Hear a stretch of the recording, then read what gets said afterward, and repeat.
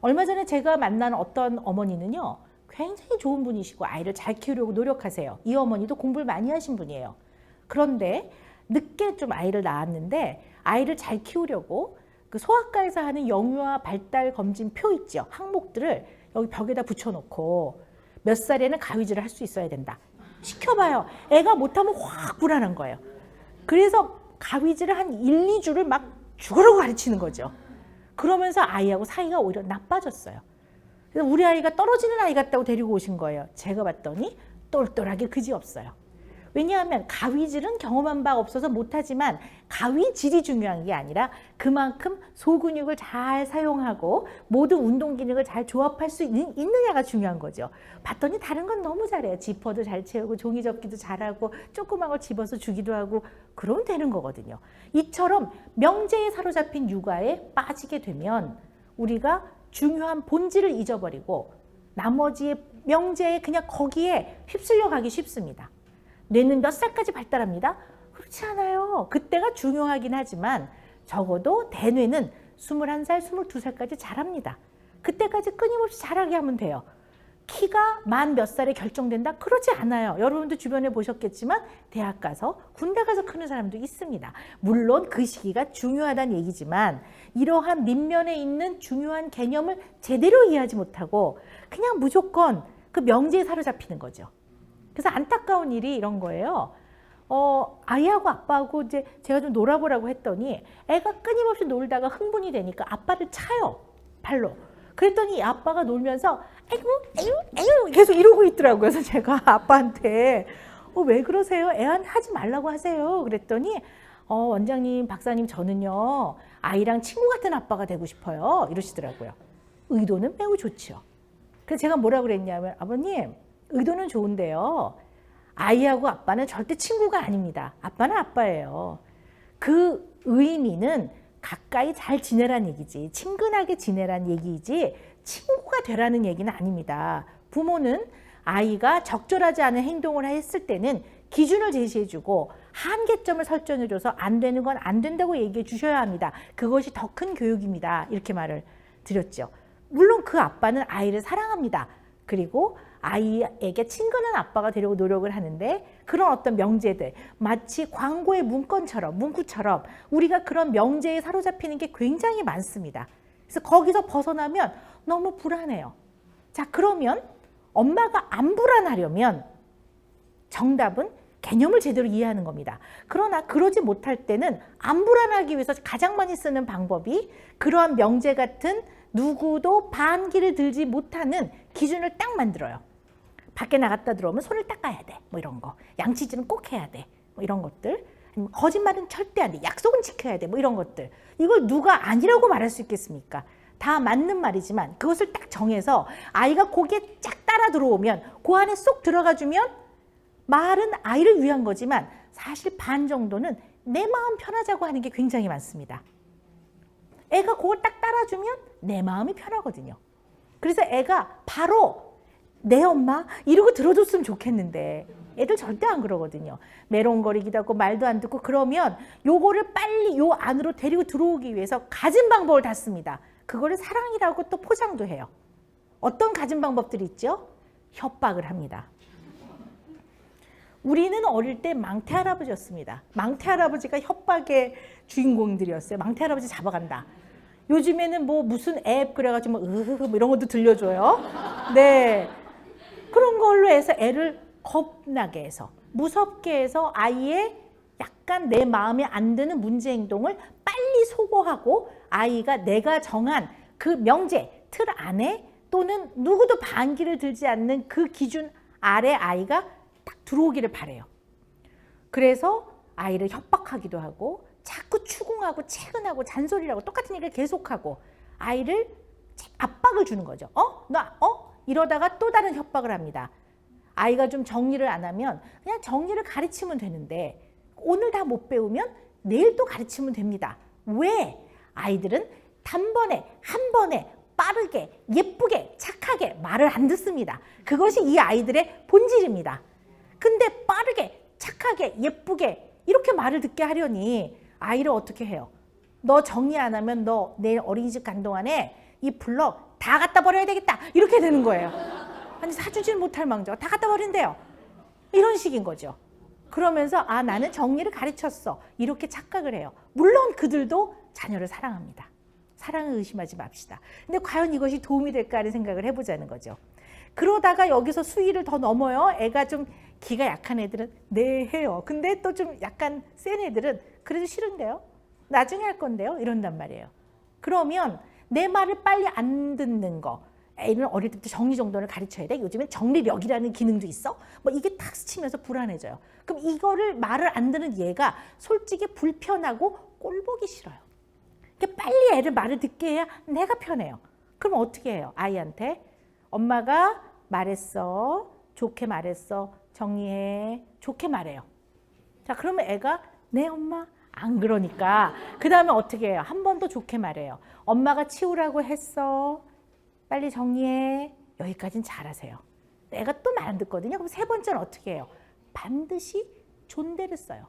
왜? 존댓말을 안 쓰면 내 안에 있는 이 욱하는 감정을 내가 처리를 못할 것 같아요. 어떻게 나올지 몰라. 그래서 약간 이를 물어요.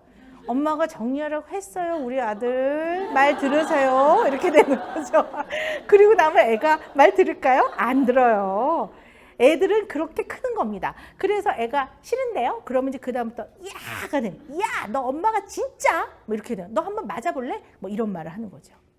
자, 우리는 맞아볼래? 그러면 우리 어른들은 그래요. 그러나 아이들은 여러분이 가장 사랑하는 약자입니다. 아이들은 부모가 너무 중요하기 때문에 이 부모가 보여주는 여러 가지의 태도와 감정과 말에 영향을 아주 많이 받습니다. 자, 그래서 우리는 이렇게 욱하고 화를 내고 버럭하고 아이들을 대합니다. 그러면서 아이들에게 끊임없이 이 아이를 내가 원하는 방향으로 통제하기 위해서 그 원하는 방향을 감히 교육이라고 하고 아이를 위한다고 하고 그걸 하면서 끊임없이 아이한테 갖은 방법을 다 씁니다. 그래서 우리는 아이들에게 안전한 존재가 아닐 수도 있습니다. 부모가 아이에게 화를 내면 안 되는 가장 큰 이유가 바로 이것입니다. 화를 냈을 때 기분 좋을 사람은 아무도 없습니다. 그러나 그것보다 더 큰 거는 우리는 아이를 사랑하고 보호를 해줘야 되는 부모입니다. 아이도 그렇게 생각합니다.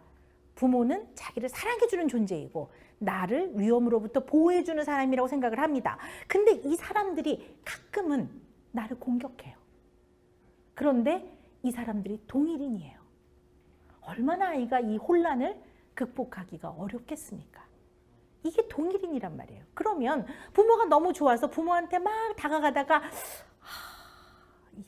어떻게 나한테 불벼락이 떨어질지 몰라요. 그러면 자기를 지키기 위해 편안하게 못 다가가요. 무슨 말을 하려다가도 안 하고 이렇게 멀어져요. 약간. 부모 얼굴 표정이 안 좋은 벌써 약간 멀어져요. 자기 방에 들어간다든가. 그러면 어떻게 돼요? 외로워요. 부모가 그리워요. 그럼 다시 다가가고 싶어요. 이러지도 저러지도 못하는 아이가 돼요. 우리는 엄청난 교재, 사교육, 좋은 옷, 해외여행 이런 거 물론 해주면 좋아요. 저는 해주면 좋다고 생각합니다. 그러나 그거보다 더 중요한 거는 우리는 최소한 우리 아이한테만큼은 감정적으로 안전한 사람이어야 합니다. 여러분이 과연 여러분의 자녀한테 감정적으로 안전한 사람인지 한번 잘 생각해 보십시오. 우리 어른은 내 자식뿐만 아니라 우리 어른은 진정한 어른이어야 합니다. 진정한 어른은 내 자식뿐만 아니라 우리 아이들에게 우리가 안전한 어른이어야 합니다. 우리가 과연 안전한 어른인지 잘 생각을 해봅시다. 아니라면 고쳐야 합니다. 우리는 이 환경이 안전하지 않아요. 어딜 뒤졌더니 무너져요. 우리 그래요. 그러니 지금도 겪고 있습니다. 최소한 가정 내에서만큼은 나의 부모만큼은 나한테 안전한 대상이어야 합니다. 자, 그런데요. 우리가 안전한 대상이 되려면 아이한테 정서적으로 감정적으로 안전한 대상이 되려면 무엇을 극복해야 되냐면 우리는 우리의 부모로부터 정서적인 것을 수용받아 본 경험이 많지가 않다는 사실을 인지하는 겁니다. 누구나 긍정적인 감정은 표현하는 것도 편하고 받아들이는 사람도 편합니다.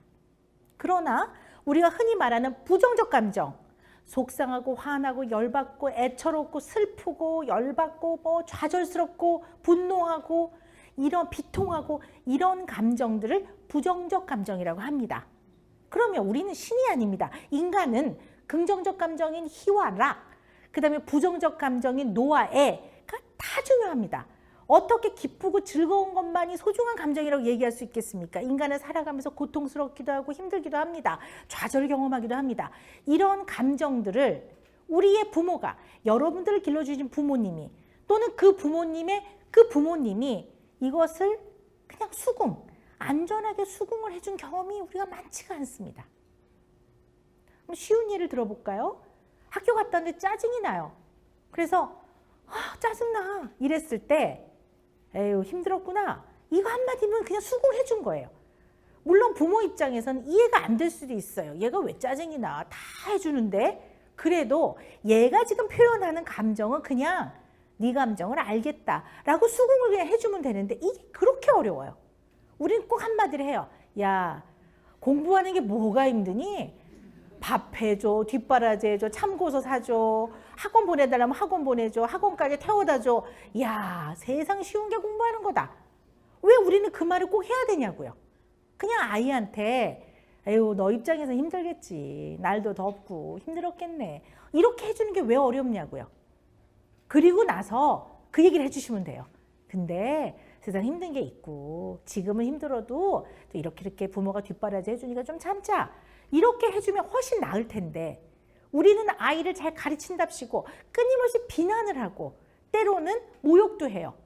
아이가 힘들어서 학원을 빠지면 안 빠지겠다고 약속한 너를 믿은 내가 잘못이지 이러면서 결국 자기 탓을 하지만 아이를 모욕합니다. 우리는 끊임없이 그래요. 네가 이성적으로 무슨 대학을 간다고? 야 네가 대학에 가면 내 손에 장을 지진다. 뭐 장까지 지질 일이야. 사실은 그게 애가 공부 안 하는 게 보면 불안한 거잖아요.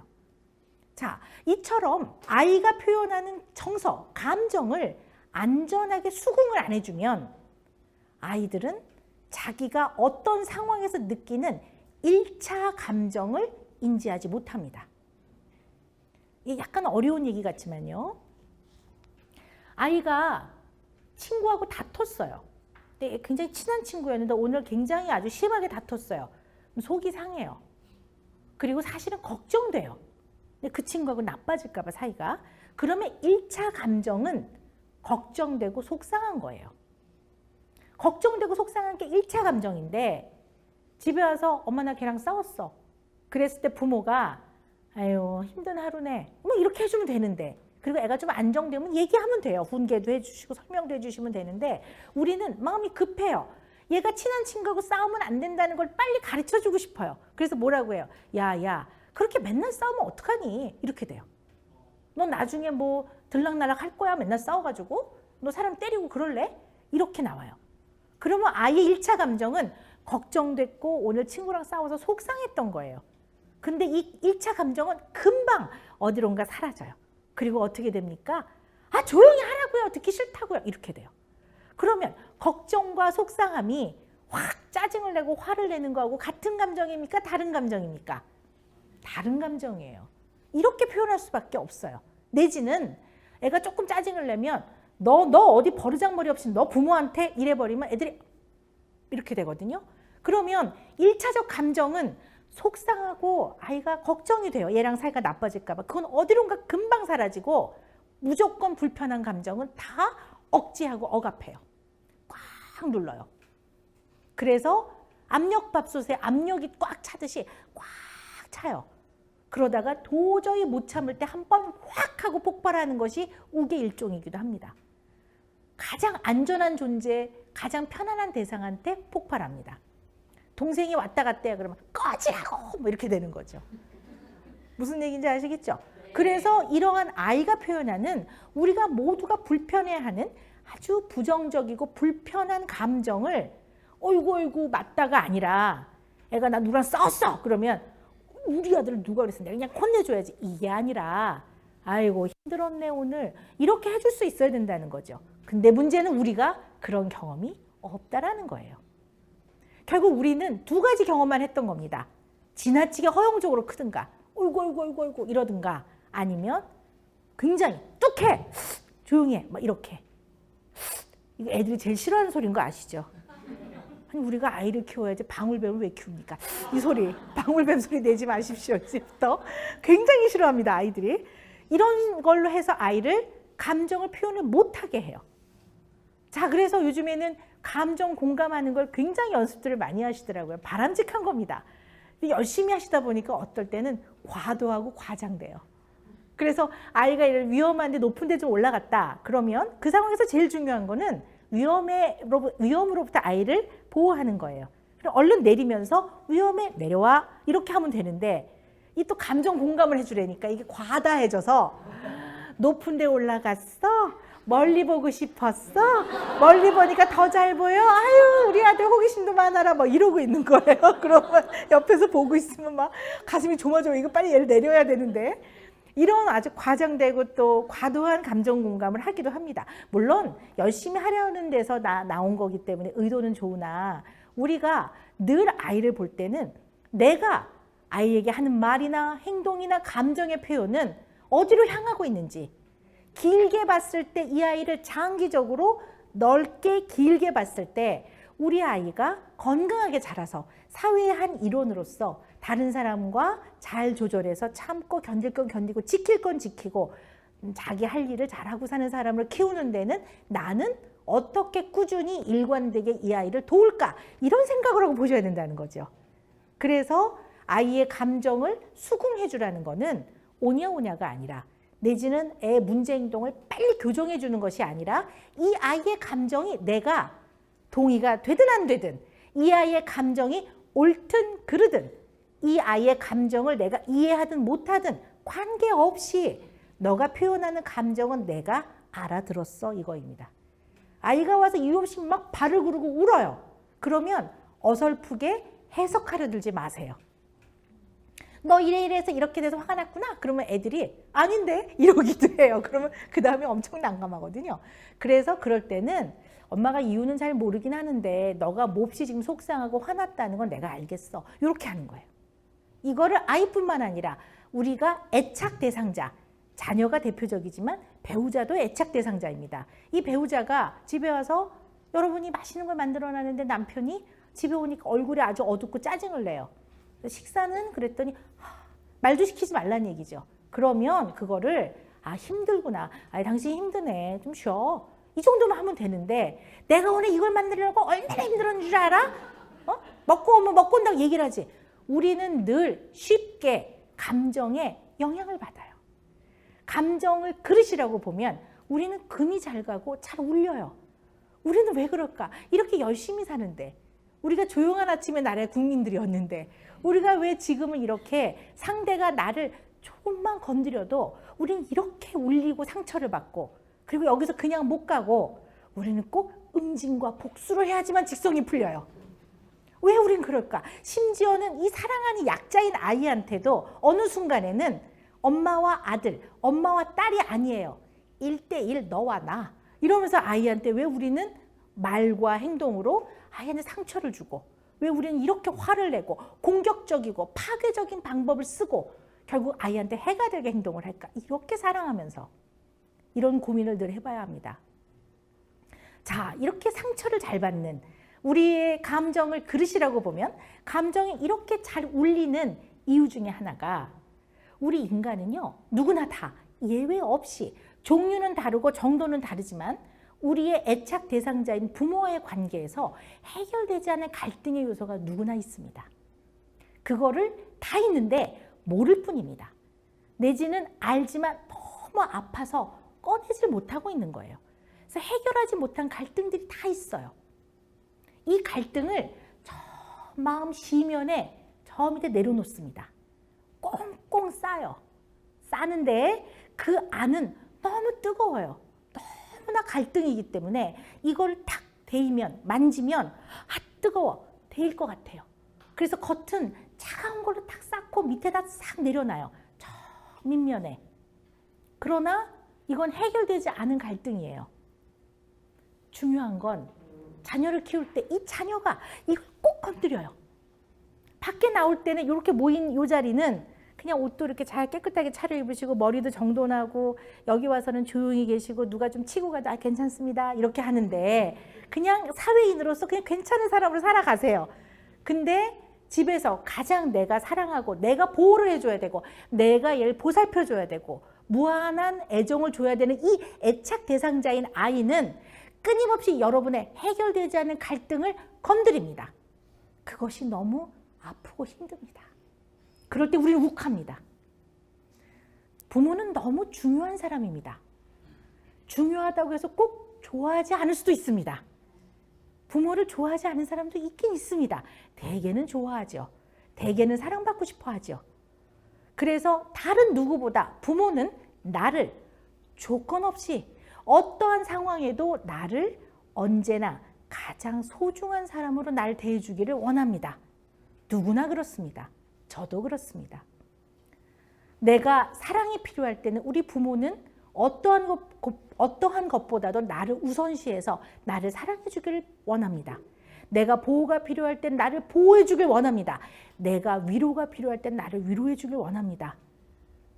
내가 외로울 때는 옆에 있어 주길 원합니다. 이것이 의존적 욕구입니다. 그것이 인간의 본능입니다. 의존적 욕구는 내가 할 수 있는 일을 남에게 의지해서 처리해달라는 그런 게 아니라 아주 인간이 마음의 편안함과 사랑과 자존감을 형성해 나가는데 아주 필수적인 인간의 본능적 욕구입니다. 이걸 아무한테나 바라지도 않습니다. 나를 키워주는 대개는 부모죠. 부모가 나를 가장 조건과 관계없이 나를 사랑해 주길 원합니다.